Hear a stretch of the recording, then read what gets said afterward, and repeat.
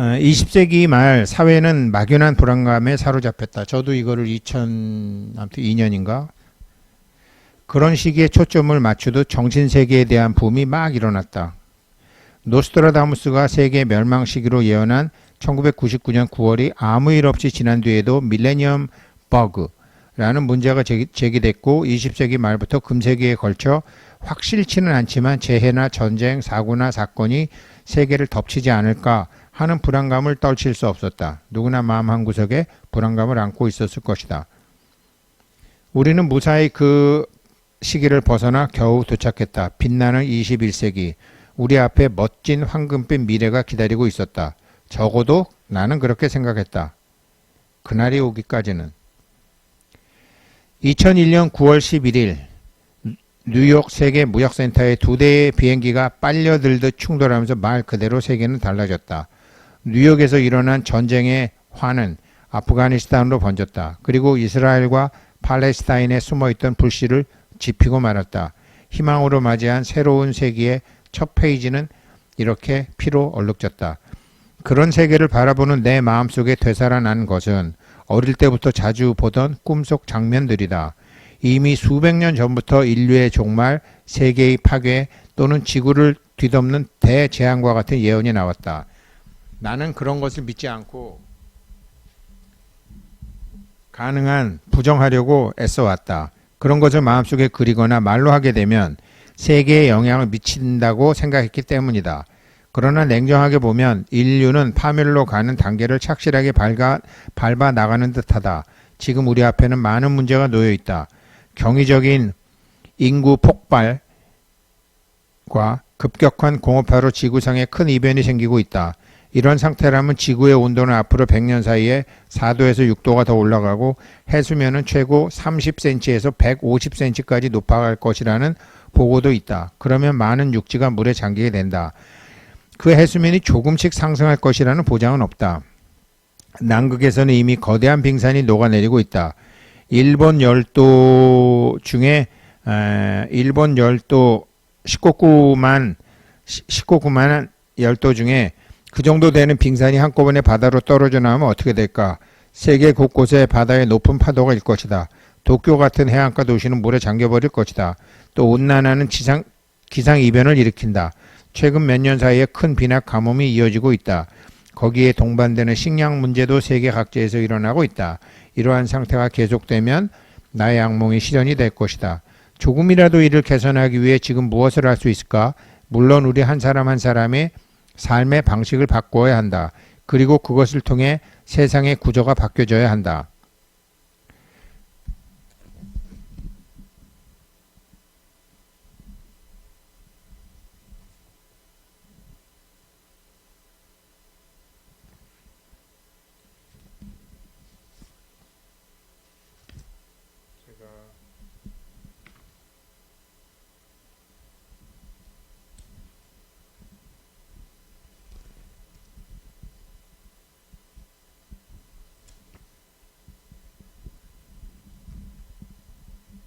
요거 하나만.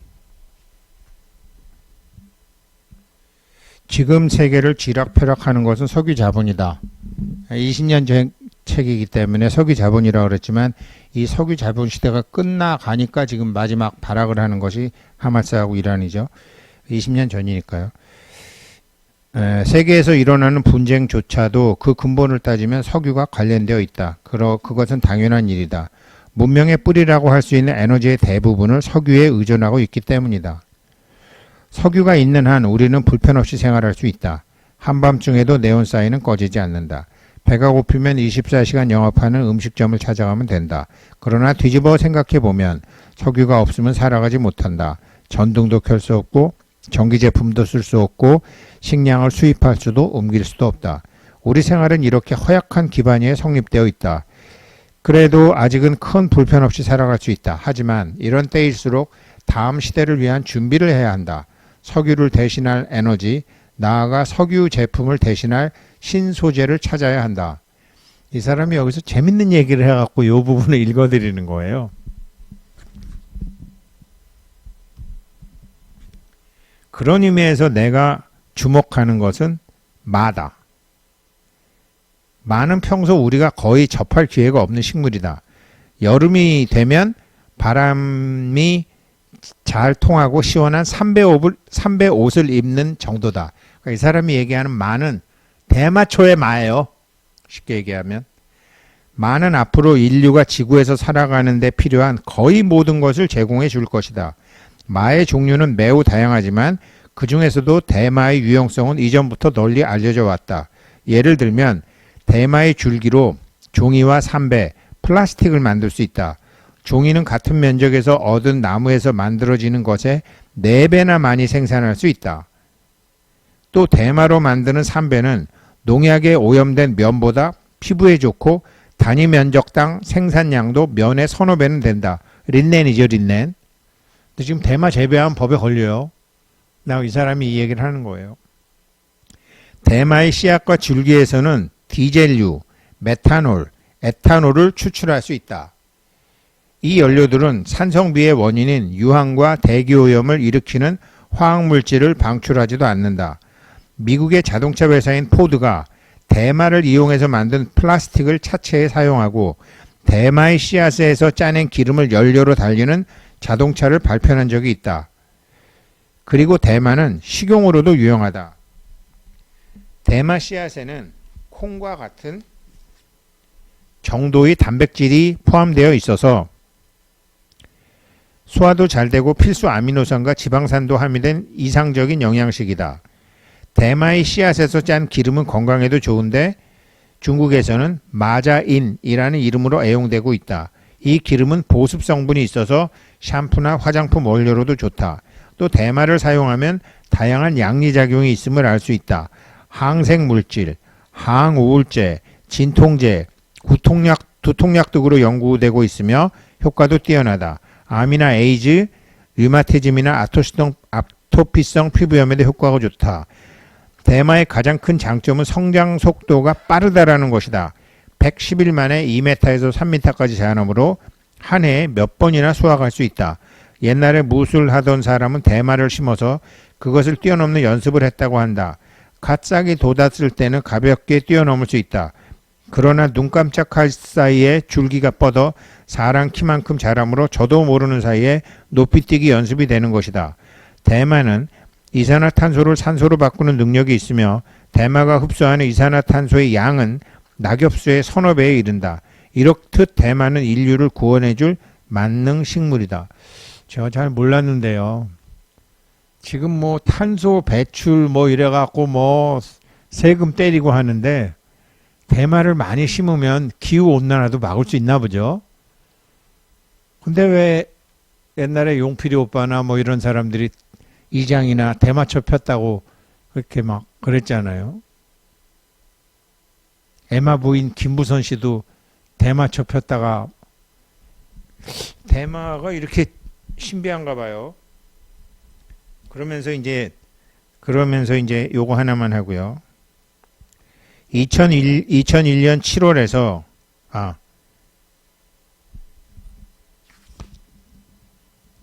이런데 그러니까 미국은 원래 대마와 깊은 인연이 있다. 여기 이제 나오네 참. 그런데 왜 대마의 재배가 금지되었을까? 거기에는 세계 경제를 쥐락펴락하는 석유 자본과 관련되어 있다. 석유를 중심으로 한 산업을 세계로 퍼뜨리려는 자본가 재벌들에게 대마는 심각한 걸림돌이 될 수밖에 없다. 그래서 대마의 위험성을 필요 이상으로 강조해 법률로 꼼짝 못하게 석유 자본들과 정치인들이 묶어놓은 것이다. 미국은 원래 대마와 인연이 깊다. 콜럼버스가 아메리카 대륙에 도착할 수 있었던 것도 대마로 만든 배와 돛, 로프 덕분이었고 미국의 독립선언문은 대마로 만든 종이에 썼다. 미국의 초대 대통령 조지 워싱턴도 대마 재배에 적극적이었다. 그런 미국이 앞장서서 대마를 금지했으니 아이러니한 일이 아닐 수 없다. 그런데 1937년 미국은 대마가 많은 범죄를 일으키는 원인이므로 대마 거래에 대해서 세금을 부과해 계산해야 한다는 마리화나 과세법을 제정했다. 그 후 사실상 대마 재배는 금지되었다. 마리화나가 대마초인가 보죠? 일본에서도 태평양 전쟁 후 대마거래법이 만들어지고 대마 재배가 제한되었다. 단 전통 행사에 한해서는 인정되고 있다. 하지만 최근 들어 대마의 유용성이 사회의 저변에서 확산되고 있다. 2001년 7월 9.11 테러 나기 2달 전이에요. 미국에서 한 실험이 진행되었다. 대마 씨앗에서 짠 기름, 바이오 디젤로 한 연료로 바이오 디젤 차가 워싱턴을 출발해서 미국을 전체를 일주하는 1610km 여행을 시작한 것이다. 휘발유 대신 대마 기름으로요. 자원으로서의 대마의 효과를 널리 알리기 위해서다. 그러나 같은 해 일어난 9.11 테러 때문에 그 실험에 대한 소식은 거의 보도되지 않았다. 굉장히 좋은가 봐요. 대마 기름이. 이 일을 안타깝게 생각한 일본인 몇 명이 일본 전국을 대마 기름으로 달리는 자동차를 만들어서 횡단하는 시도를 했다. 그 대표적인 사람이 나카야마 야스나오다. 나카야마는 대마가 인류의 미래에 절대적으로 필요한 식물임을 알리기 위한 활동을 벌이고 있다. 나카야마가 대마를 알게 된 것은 어떤 신비한 체험 때문이다. 중학생 때 그는 친구와 연못에서 헤엄을 치다 그만 물에 빠지고 말았다. 처음에는 발버둥을 쳤지만 점점 숨이 가빠지고 몸이 가라앉자 죽음을 각오하게 되었다.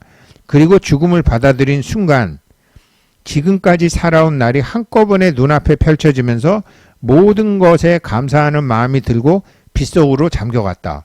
이렇게 된다네요. 누구나. 아마 프린스도 지금 이럴 거예요. 딱 죽으면은 옛날에 홍남표도 뱀한테 쪼여서 거진 비슷한 얘기예요. 그러니까 이렇게 많은 감정이 없어지면서 하얀 옷을 입은 사람들이 이렇게 빛쪽으로 있더래요. 그렇게 해서 죽음을 받아들이는 순간 지금까지 살아온 날이 이제 명경대라고 그러죠. 쫙 보이면서 모든 것에 감사하는 마음이 들고 빗속으로 잠겨갔다.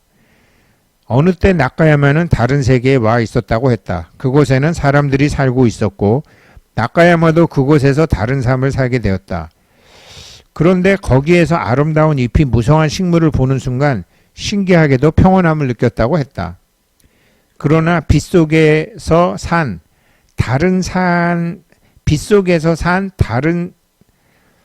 그러다가 문득 정신을 차리니 그는 연못가에 쓰러져 있었다. 그러나 빗속에서 산 다른 세계의 체험은 기억 속에 그대로 남아 있었다라고 했다. 그때부터 나카야마는 살아간다라는 게 뭔가, 나는 무엇인가, 우주란 무엇인가 하는 생각을 하게 되었다고 한다. 그 후 몇 년이 아시아 여행에 나선 나카야마는 빗속에서 자기가 죽었다고 생각했을 때 본 식물을 만나게 된다. 그 녹색 잎을 본 순간 그 식물임을 안 나카야마는 큰 충격을 받았다고 했다. 그 식물을 연구하면 신비로운 체험 이후 줄곧 마음에 담아온 나, 우주, 생명에 대한 의무를 풀어줄 실마리를 찾을 수 있을 것이라고 생각했다. 그 식물이 바로 대마다. 그 후 나카야마는 대마 연구를 평생의 과제로 삼아서 활동하고 있다. 그러니까 스님들도 이런 거 많이 이제 쓰신다고 했잖아요. 태국 스님들. 그러니까 한국은 이제 그런 게 안 되니까 옛날에 스님들도요 이렇게 산에다 몰래다가 대마에서 대마초 펴가지고 신통력이 없으니까 영적으로 이렇게 그래서 조용필 같은 사람도 다 옛날에 그럼 막 이렇게 다 스테레오로 들린다면서요? 아무튼 그래서 못하게 한 거 아니에요. 그래서 못하게 하고 그랬는데 진각스님도 그때 그러시잖아요. 태국에 갔더니 코끼리 똥에서 자라난 버섯차 그거 먹었더니 그냥 멍렁해지고 그래갖고 나중에 일어났더니 그 차 어떠셨어요? 했더니 피곤하더라고요. 그래서 뭐 안 보셨어요? 했더니 만다라가 막 보이던데요.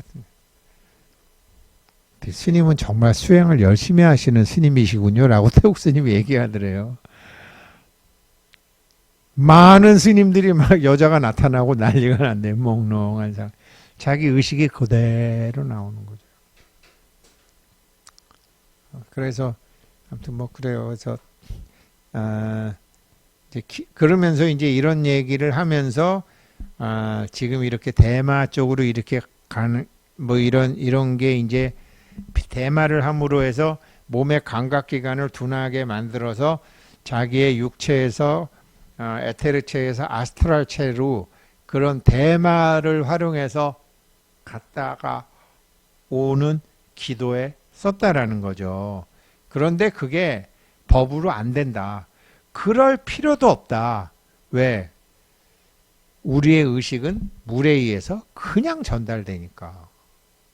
그러니까 뭐 그렇게 막 신빨들이 뭐 신들이 번역해주고 통역해주고 이런 게 아니고 누가 메시아가 전해주는 게 아니고 당신의 마음에 아까 이 완벽한 물의 마음으로 해서 물에다 대고 얘기하면은 이게 그냥 전달이 되는 거다. 그래서 그 본주본상 기도도 자기가 태어난 곳에서 물에다가 기도를 하고 그 물을 먹으라고 하는 거예요. 그러니까 우리도 이렇게 놓고 하시고 가져가셔서 집에다가. 그래서 여기 이렇게 하고 물 안 가져가시는 분들 많아요. 그러면 이거 다 제가 집에 가져가요. 그러면 저희 집 밥할 때 다 넣어요. 그냥 물보다는 낫잖아요.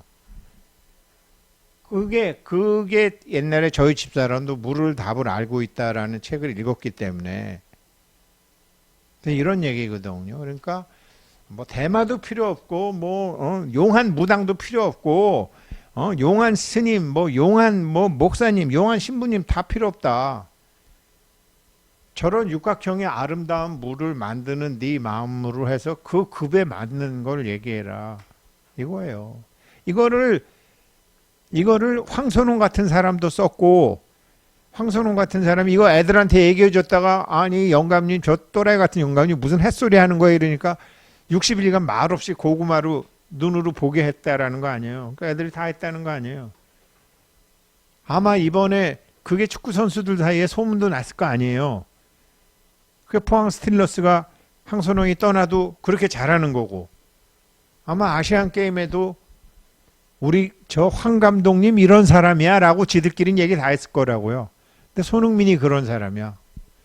내가 생각해 보니까 그럼 나는 그런 사람이었나? 아니었어요. 말 험하게 하고 막 퇴마지옥에 간다고 그러고. 근데 그것도 감사한 거죠. 왜 그러냐면 그런 삶을 살아봐야지 그런 놈들을 구제할 거 아니겠어요? 삶의 목적이 깨달음이라면. 예전에는 이런 거 부끄럽고 쪽팔리고 이랬는데 아니라는 거죠. 자기의 삶에 부끄럽고 쪽팔리고 지저분하고 창피하고 참 어디 가서 얘기하면 저 주변만 지저분해질 것 같아 갖고 속으로 깊이 묻어두고 있던 각자의 체험이 전부 고마운 것이라. 삶의 목적이 깨달음이라면. 그러면 자기도 모르게 감사합니다 3,000번 고맙습니다 3,000번은 저절로 된다라는 거죠. 불안감 다 없어진다라는 거죠. 불안감 때문에 고마운 건데 불안감 아니었으면 공부했겠어요? 우울증, 뭐 자기가 불안감, 우울증 이게 전부 고마운 대상이라는 거죠. 자기 목적이 삶의 목적이 깨달음이라면. 근데 아까 뭐 요분들은 아이고 반성하세요. 참 그런 것도 고맙다라는 거죠. 네, 그래서요. 참, 이 사람 생각해 보니까 이 사람 때문에 아무튼 고맙습니다 3,000번 했고, 그리고 그 인연으로 잘 알지도 못하는 교회 권사님이 나타나셔서 감정체를 해주고 그때부터 소위 기적의 맛을 보기 시작한 것 같아요. 그런데 그게 마침 500명 이상이면 이 사람 물이 바뀌는데 여기 500분 이상이 되기 때문에 내가 꼭 뭐 주고받는 게 있어야 될 게 아니라 이분들도 뭔가를 하셔야 되는데 고맙습니다 하세요. 1,000분이 넘으니까 2,000분 3,000분 되니까 그러면 뭐 되잖아요. 예, 오늘 여기까지 하겠습니다. 감사합니다.